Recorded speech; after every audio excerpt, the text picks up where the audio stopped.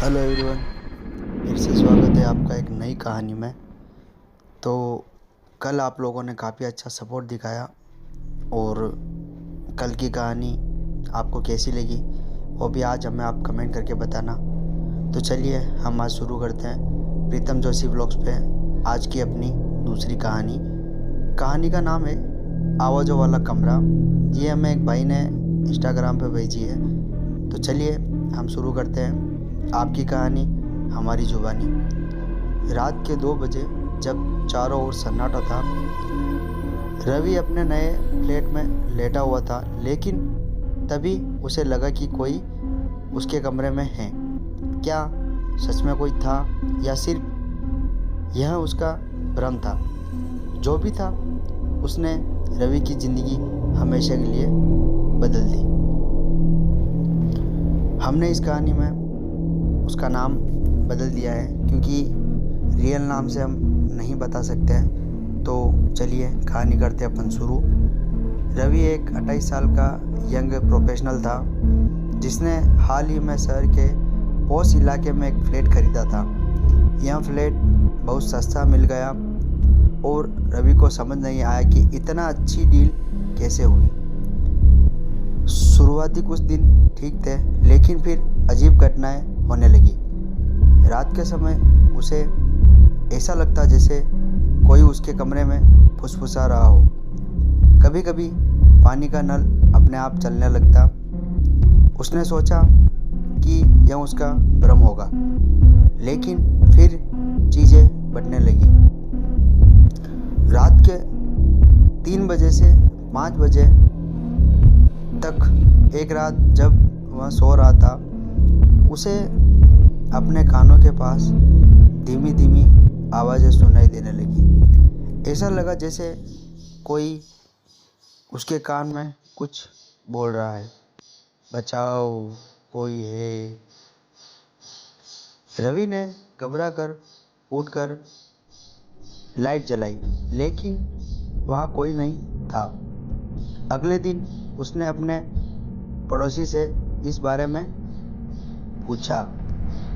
पड़ोसी ने हल्की मुस्कान दी और कहा, तुम पहले नहीं हो जो ये सवाल पूछ रहे हो। रवि के मन में शक बैठ गया। उसने गूगल पर इस फ्लैट के पुरानी हिस्ट्री सर्च करना शुरू किया। जो उसने पढ़ा उससे उसकी रूह कांप गई। 5 साल पहले इस फ्लैट में एक पति पत्नी रहते थे। पति बहुत गुस्से था और अपने पति के साथ बुरा व्यवहार करता था। एक रात पत्नी ने खुद को कमरे में बंद कर लिया और फांसी लगा ली।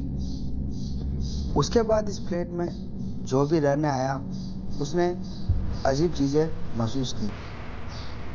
कुछ लोगों ने बताया कि उन्होंने रात को किसी औरत के रोने की आवाज़ें सुनी। कुछ ने देखा कि आईने में किसी का अक्स दिखाई देता था, लेकिन पलट कर देखने पर कोई नहीं होता। रवि बहुत डर गया था। उसने फैसला किया कि अगले दिन यह फ्लैट छोड़ देगा।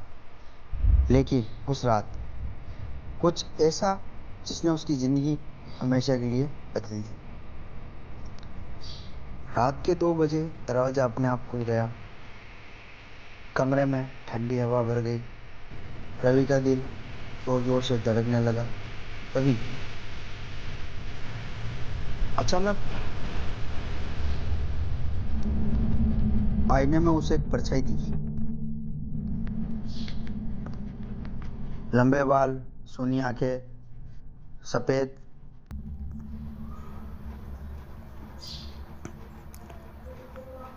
सफ़ेद साड़ी में। और फिर उस औरत ने धीरे से कहा, मेरी मदद करो।